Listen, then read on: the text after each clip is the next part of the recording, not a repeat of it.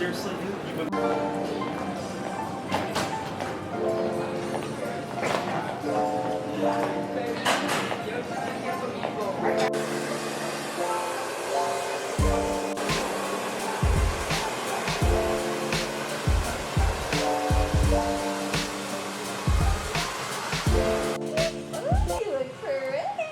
Thank you so much!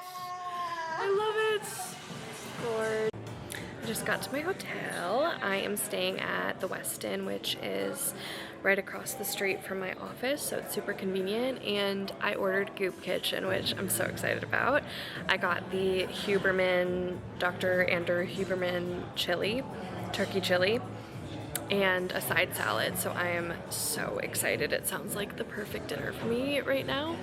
I just got a blowout at Dry Bar, and I'm obsessed. I just love getting a blowout when I'm on a work trip because first of all, I ask for it with no product at the end so that it like lasts longer, because if I get hairspray in it at the end, my hair starts to get like greasy and kind of gross within a couple days. I feel like this will really last, and I'll show you guys when I'm up in my room, but I brought my silk bonnet to sleep in, so hopefully that'll make it last too. So that's number one reason I always get a blowout on a work trip, is just so that it lasts and I don't have to like worry about my hair. And number two, I just feel like the last thing I want to do when I'm like trying to figure out what to pack in my carry-on is, or my luggage, is try to fit my like Dyson Airwrap stuff in there. I just, for space purposes, I just feel like this is the most convenient thing to do. So you don't have to worry about your hair, you don't have to worry about packing all your Dyson stuff or whatever, so I feel like it just makes the most sense. But anyway, I'm just waiting for my DoorDasher to get here, and then I will take you guys with me up to my room. I'm so excited for this meal. I got the best arugula salad, I think that's what they call it, and I'm really excited about this. I also got a couple like jammy eggs to put on top of this for some extra protein. And then I got the Huberman, Dr. Andrew Huberman collab turkey chili with a bunch of, I didn't even know it came with this. I didn't even see that. It's like a bunch of stuff you could put on the turkeys or the chili, so I'm so excited. Forgive me guys, I'm not gonna do a chat with this because I'm just so hungry. I'm just gonna eat it. But I'm gonna get in my jammies after dinner, and then I will chit chat a little bit about what I'm up to tomorrow. Yeah, really excited. By the way, we didn't get engaged. I just wear this when I travel, just in case anyone's, oh my god, no, we did not yet. Good morning, it is 6:07 a.m. I woke up at 5 and just couldn't go back to sleep, so I just started responding to some emails and stuff, but the sun is literally not even up yet, so I don't know why I am. But yeah, I'm up, can't go back to sleep. Might as well start getting ready, and I'll show you guys my like office get ready with me.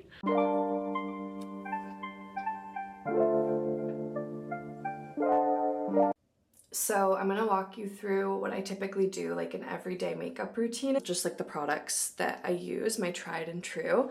And I'm so thankful I got my hair done yesterday. I just need to brush it out and decide if I'm gonna do a headband look. I brought my new headband. This is from Avita Peroni, and what I really like about this headband, got some hair in it, is that it's glasses friendly, so you can see it has like a curvature to scoop your hair up. And I really like that because then you can wear glasses pretty comfortably as well. But I brought all of my products here and just kind of give you a little tour of what all they are and what I use them for. I will say, normally I bring skincare and makeup minis on work trips because I just personally find that I like to have a set that I travel with and a set that is home. But I just got this Rhode skincare set. I don't know if they make a minis version of this. I should look into that, but if they do, I don't yet have it. And I just like really can't live without this because this is really helping my skin. So I wanted to bring these, and then I should probably look into whether this brand does minis as well because I really like this soothing mist, but this is a big old bottle, so it would be more convenient if I could get a minis version of that. So for my foundation, I use this really nice Armani, it's pretty full coverage, Luminous Silk Foundation. And then to go in with my under eyes, I use this. It's Luminous Silk, it's Armani as well. It's Luminous Silk, but just the concealer version. And then I use this Dior Forever It's in number 2 tan bronzer. It's really good. It's so creamy. I love it. And these are my brushes that I use. And then I have a few different options for blush depending on what I'm feeling. I think probably I'll use the Dior palette today. And then I have this really nice YSL eyeshadow palette that I just love. It's so neutral but adds like a little bit of pop with the sparkles, so I really love that. This Benefit Sugar Cookie highlight will always be my favorite. I've had it for so long, you can literally see there's like a cracked mirror. I've had it for years, but I do really love it. And then I have a ton of different lippies depending on what I'm feeling. I normally don't do too much by way of eye makeup, but when I'm going to the office, I like to kind of do a bit more of a full face. So I brought my eyeliner and then also my Goop Beauty mascara. I really do like this. Apparently it has, what does it have in it? What's it called? Castor oil, I think? I think it has something in it to help your lashes grow. But yeah, so that's like my makeup must-haves while I'm on a work trip slash just stuff that I find myself constantly bringing with me. Eventually, I will probably want to get like makeup mini versions of everything, but for now, I'm fine just bringing the full size. I got this on Amazon. I think it's super cute. It's got my little initial on it. So yeah, I have a couple other things in here. Oh, speaking of castor oil, that's what this is. So I use this for my lashes and brows. You can see it's gotten a little makeup in it. And then as well for my lashes and brows, it's just supposed to help support like natural growth. And of course, a beauty blender. So yeah, that's like pretty much all I use. Also, in case you're curious, like what is on my face, this is my Botox in a box. I will link this product for anyone who's interested, but I sometimes sleep in these and they really do help my skin kind of firm up. I think it helps. So I'm gonna peel these off and I'm going to start my skincare and makeup routine.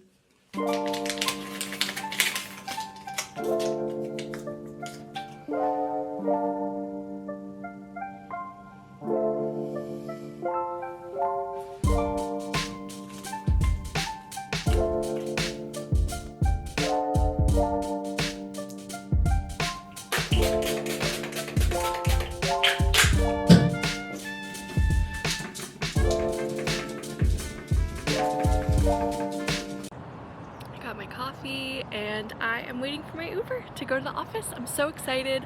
This is my first time ever visiting the Costa Mesa office, so I'm really excited to see everyone and see my boss.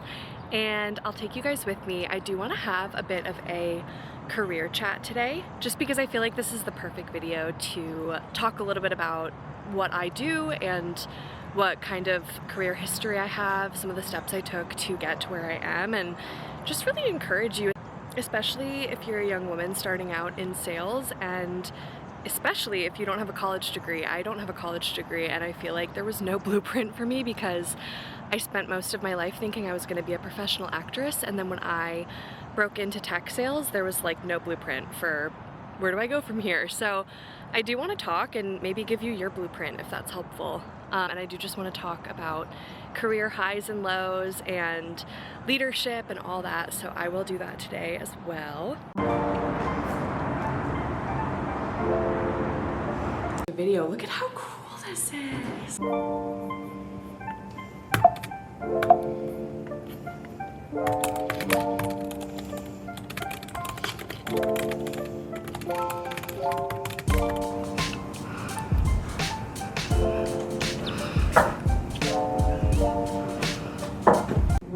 And then if we do a hard stop at 4, I have a Michelle Jenny check-in at 4.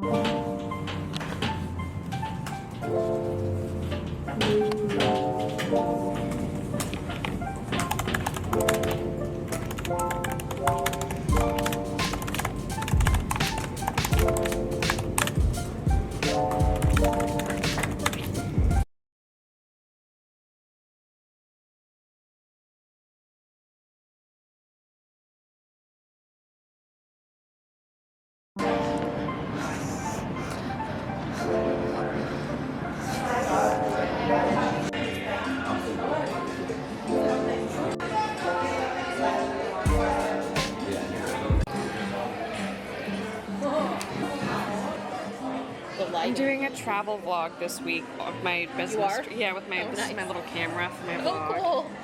One thing that I have started to do when I travel for work in particular is bring my own snacks.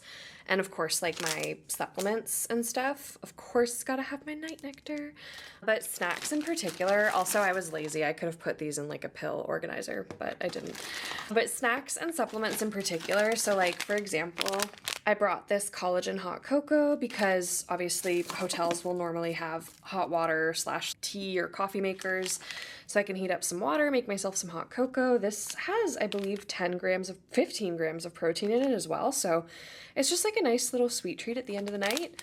And then similarly, I brought my chicken bone broth just in case my tummy started hurting, but I still needed something to eat. And yeah, then I just brought like a protein bar. I actually really like this flavor. I don't normally like protein bars, but I'm obsessed with Reese's. And I think this does it justice. It doesn't taste like a Reese's cup, I'm not gonna lie to y'all, but it definitely curbs that craving. Or satisfies that craving, I should say, I don't know. And then I brought a little packet of these Siete grain-free cookies. These are the chocolate chip. And I, of course, brought my Groons gummies. I do take these every single day, so brought those. And then I also just brought the little edamame snack. These are roasted and salted edamame. And then these are delicious. I actually just got these at Sprouts. I'm obsessed. They're fruit jerky. They're so good. It tastes like a fruit snack, but like in a big stick. So yeah, I've been bringing healthy snacks on my own. Oh, I also brought these, the Good Crisp Company sour cream and onion potato chips. They're Pringles, but healthier.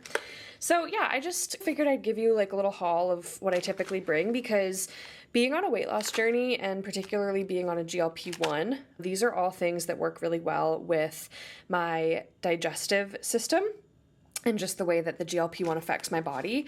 In particular, these are really good to take for like fiber purposes / just getting all of your greens in. So yeah, I bring all of this. Obviously, I also bring my anxiety medication as well.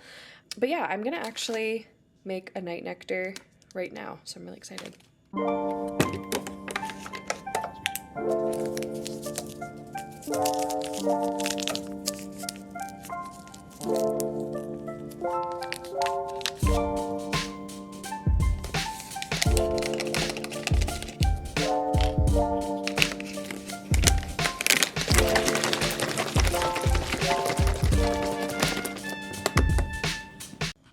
And she's done. These are so easy to whip up. You can put this in a water bottle.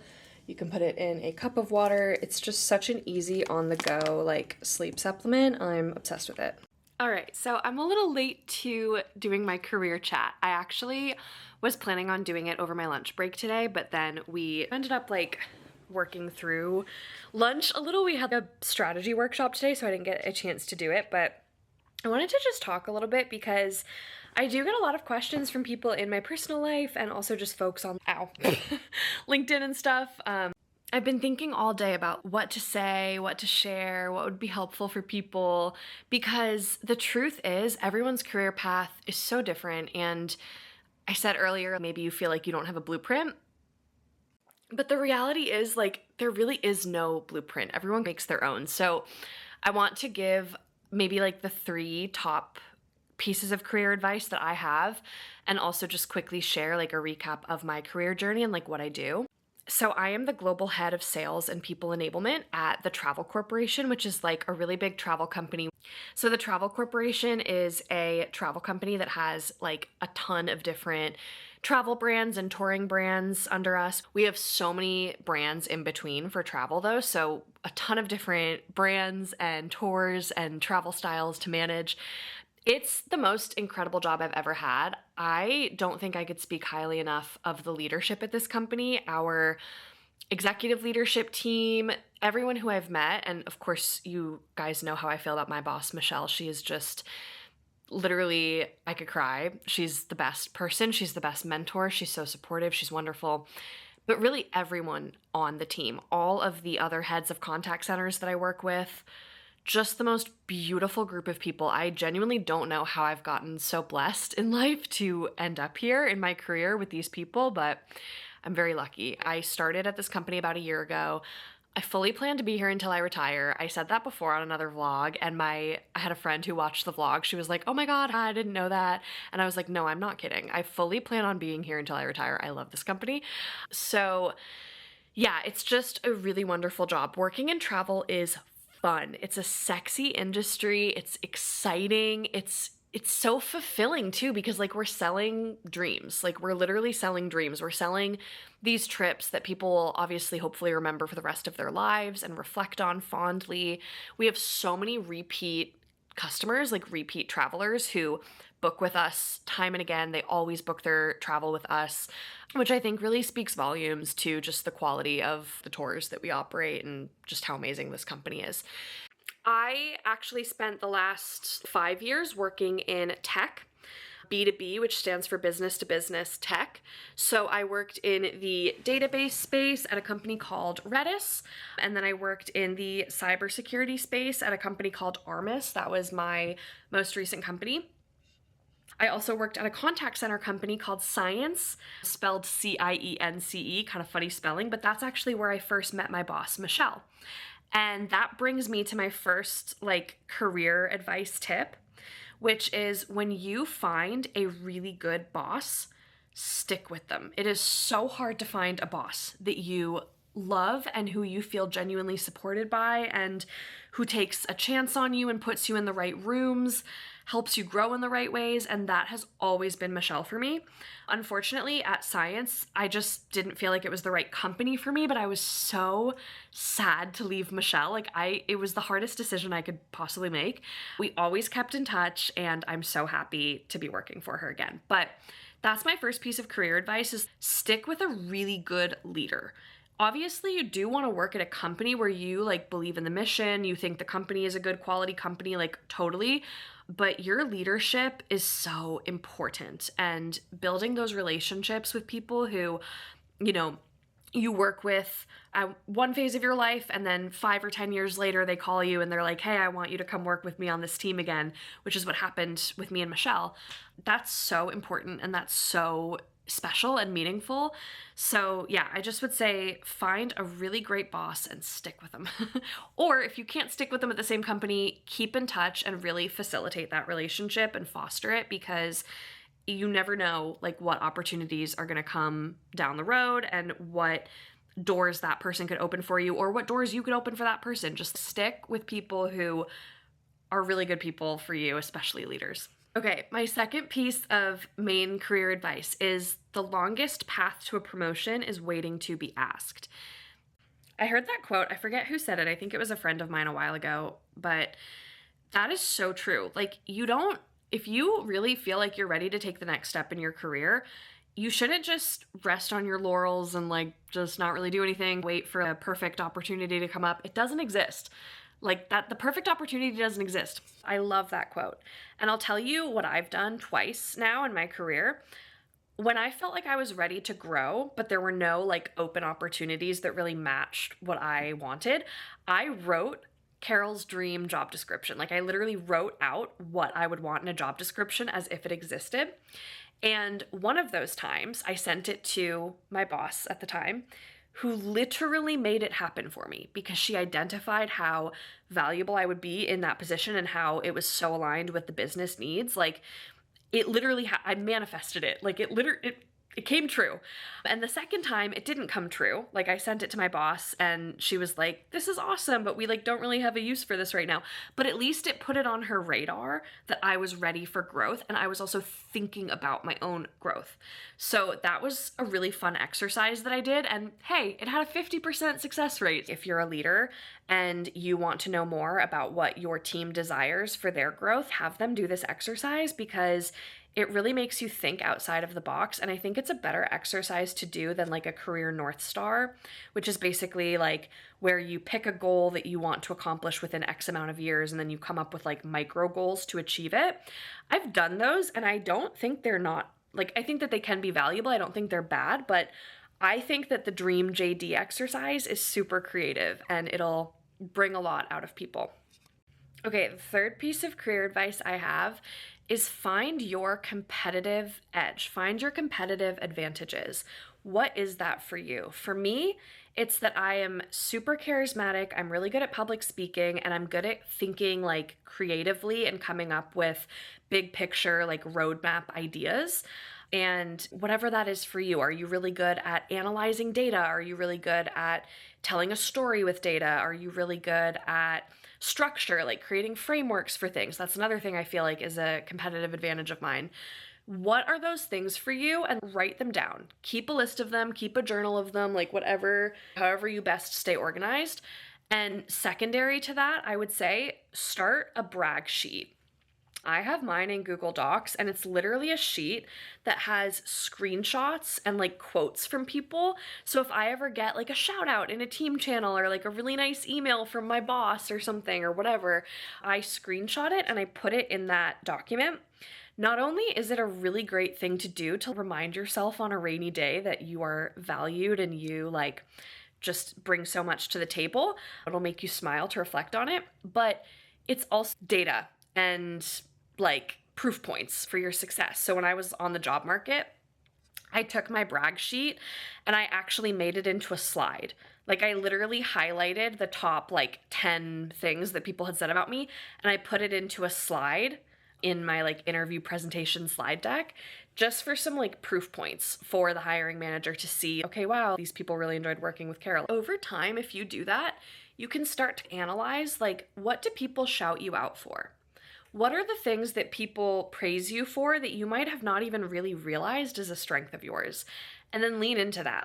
That's another thing I've done in my career that's always paid off is I always have a brag sheet. Actually, I think I still have the first one that I ever started back in 2019. And yeah, it's just like a really nice way to memorialize all of the hard work that you put in and the kind things that people say about you. Okay, bonus round. The last thing I want to say is learn how to give feedback, yes, but also learn how to take feedback. We focus a lot on how to give feedback, especially as leaders, but there's not as much of an emphasis on how to take feedback, how to accept it, how to take it in, etc. And something my mom says all the time, which I really, is the quote, observe, don't absorb. You should not absorb all feedback. That's part of learning how to take it, is learning that you actually shouldn't absorb all feedback. Some feedback doesn't come from a place of a good place, and so you shouldn't take that feedback and let it inform you. You should observe that feedback and say, okay, that feedback is not a gift. I hate the quote, feedback is a gift, because it's like, it's actually not always a gift. One of the worst pieces of feedback I ever got came from a very well-intended leader of mine. She did not mean harm. She did not mean to give bad feedback, but it was so vague. She basically told me that I needed to tone it down. And I was like, what does that mean? And she had 0 examples for me. She was like, you just bring a lot, and you just need to not bring as much and just chill. Like, it was just so vague. And I was like, that's an example of feedback that I need to observe, not absorb. Because at the end of the day, if you don't have specific points or examples to give someone, you shouldn't be giving them feedback in the first place if you're just going to say something super vague. It reminded me of this awful acting teacher I had in college who was just so awful for so many reasons, but she used to say things like, you'd complete a scene in front of her and she would take 10 minutes to think, and then she'd be like, that was very purple of you, but I need you to be orange. It's, what do you mean by that? You don't mean anything by that. You just are saying words.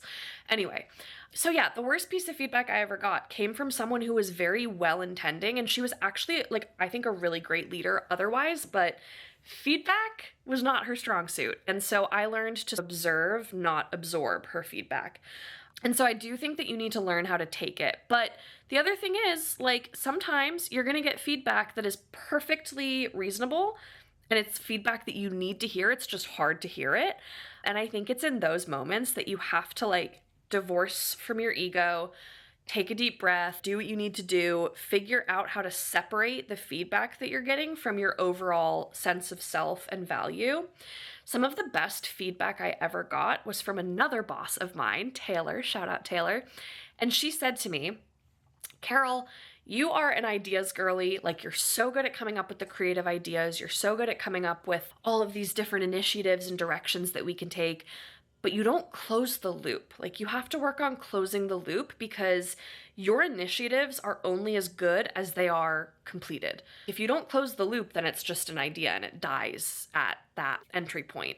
And that was so hard for me to hear because I was like, man, that's such a bummer to hear. But it was also like the most valuable piece of feedback that I've gotten in recent history. And I actually have a little sticky note on my desk that I wrote that day, and it has a little like loop image on it, and I just wrote close the loop on it, and I've had it on my desk ever since. I actually plan on making it into a piece of art, and I do want to send it to her too. Taylor, if you're watching this, that's a future gift that I'm going to send you.